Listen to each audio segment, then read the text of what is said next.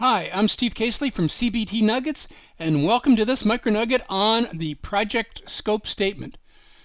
The project scope statement is the single most important thing we as project managers need to do to ensure our successful project delivery. The project scope statement defines what it is we need to do. And if we do a really good job of defining a good, solid project scope statement, we can accurately define what it is we need to do and then manage and get it done. But if we don't have a solid scope statement, we don't have a solid definition of what needs to be done, and hence runaway projects. So what is a good project scope statement? So a good project scope statement defines what it is that needs to be done. And often defining what it is that needs to be done is very difficult. The characteristic of a project is it's unique. It's never been done before. So how can we do a really good job of defining what it is that needs to be done if it's never been done? So often it's as easy to define what is not to be done as it is to be done.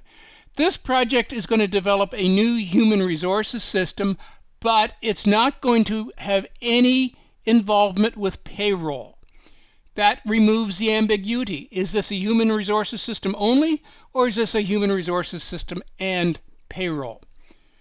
But defining what it is to be done still is important to clearly define what a project scope statement is, and a good project scope statement needs to be clear and unambiguous, and I'm going to add an extra piece of complexity into it, and flexible.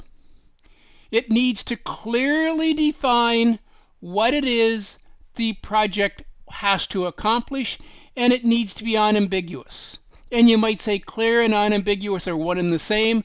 I believe there's a slight nuance, but getting it clearly, unambiguously defined is key, but where possible, we need to make it flexible. And I like to use an example from a house building scenario. We want our house to be professionally painted. We want our house to be painted with a coat of primer and 2 coats of finish coat of professional grade paint. That's clear, it's unambiguous, and it's flexible in that we haven't defined what the color of the paint is going to be. We're simply saying primer, 2 coats of finish coat. We'll tell you what the color is to be later. That's where the flexibility part comes into it.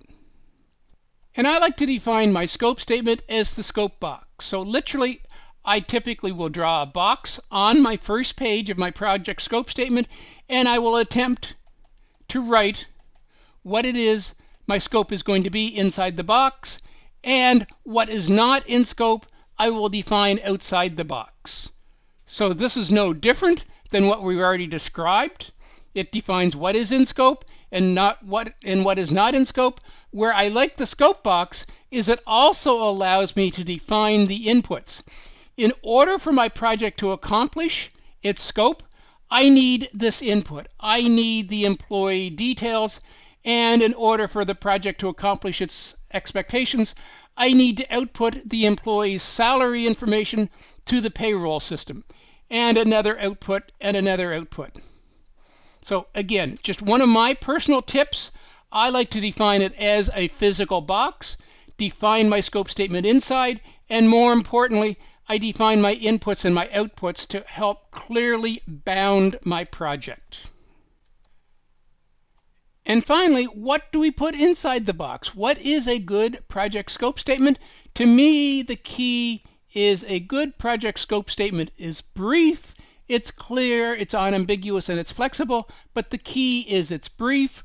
I don't like to put a lot of text into my project scope statements.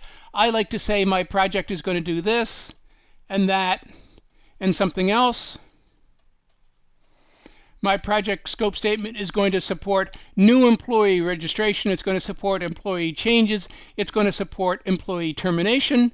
Whether you just do it as a straight bulleted list, whether you do it as some form of a structured bulleted list. Here is my new employee section. Here is my registration. Here is my payroll registration, and so on, and we do the subdivision. But whatever it is, to do a good project scope statement, I believe it should be brief, and I believe a bad scope statement is the opposite of brief. It is long, flowing text. The ultimate objective, and as soon as you see the word objective in a scope statement, you know we have trouble, because the objective is a vision.